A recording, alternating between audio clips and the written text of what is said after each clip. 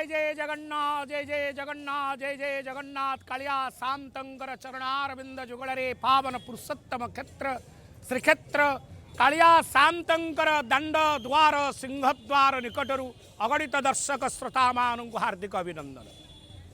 ये भारतीय संस्कृति उपासनार संस्कृति आर्य मुनि ऋषिगण माने मानव समाजर कल्याण पाई अनेक व्रत उपवास पूजा पद्धतिर सृष्टि करिछन।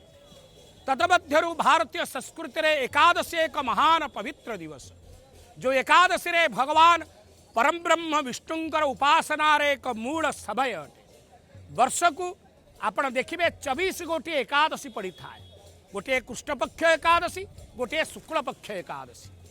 महाप्रभुंकर श्रीमंदिर 24 एकादशी बारग मध्यरु 4 गोटी एकादशी को प्राधान्य दिया जाइए जहाँ को बड़ एकादशी बोली कह जाए। प्रथम बड़ एकादशी अर्थात आषाढ़ मास शुक्लपक्ष एकादशी तिथि जार नाम प्रथम जो तिथि ही भगवान हरि शयन करिथांती हरि शयन एकादशी।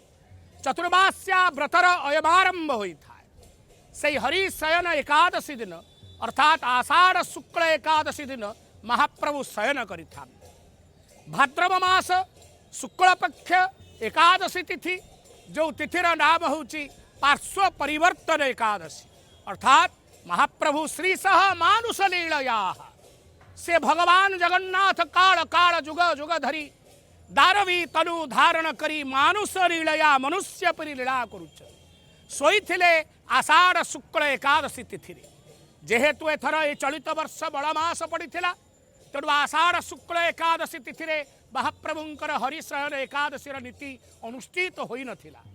मलमास पुरुषोत्तम मास शुक्लपक्ष एकादशी रे ही महाप्रभु शयन करथिले कारण हरि 4 मास ही शयन करिवे।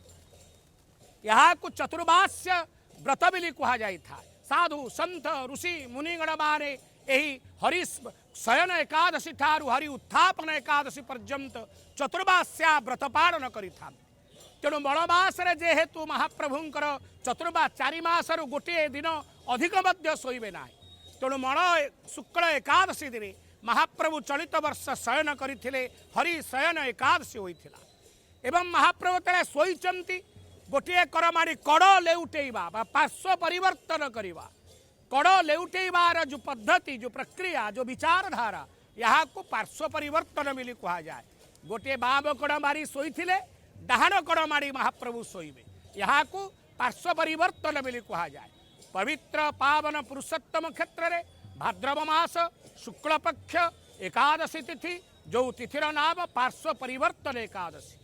श्री जगन्नाथ महाप्रभुंकर दैनंदिन नीति कांति द्वार फिटा ठारू समस्त नीतिकांति संपन्न हला परे संध्या धूप पूजा बढ़ी सारिबा परे बड़ श्रृंगार बेश अनुष्ठित होई प्रथम बड़ श्रृंगार बेश भोग सरिबा परे पुनर्बार महाप्रभु मैलम होई महास्नान होइथान नूतन वस्त्र परिधान करिथान सर्वांग चंदन लाग अनुष्ठित होइथा।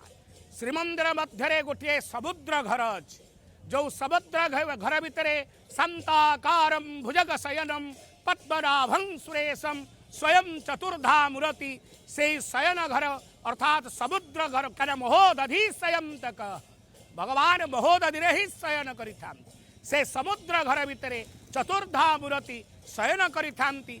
पूजा पंडा एवं यथा संपृक्त सेवायतम गण माने महाप्रभु शयन ठाकुर को पार्श्व परिवर्तन कराई महाप्रभुंकर पाखरे लागी कराई चंदन गंध पुष्प भोग पुष्पांजलि इत्यादि कराई महाप्रभु को पार्श्व परिवर्तन करांती बा कड़ लेउटामी यहाँ को पार्श्व परिवर्तन बोली कह जाए।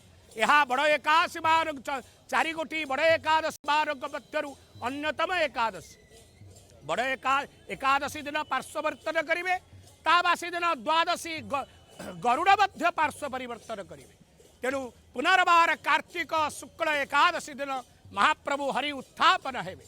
तेणु महाप्रभुंकर हरि शयन हरि पार्श्व परिवर्तन एवं हरि उत्थापन यह हरि उत्थापन यह एक पवित्र यात्रा द्वादश यात्रा मानक मध्यरु अन्यतम यात्रा अटे। तेणु प्रभु को यह दिन में श्रवण कीर्तन चिंतन करने द्वारा मनुष्यर अनंत कोटि पुण्य फल प्राप्त होता है। जय जगन्नाथ।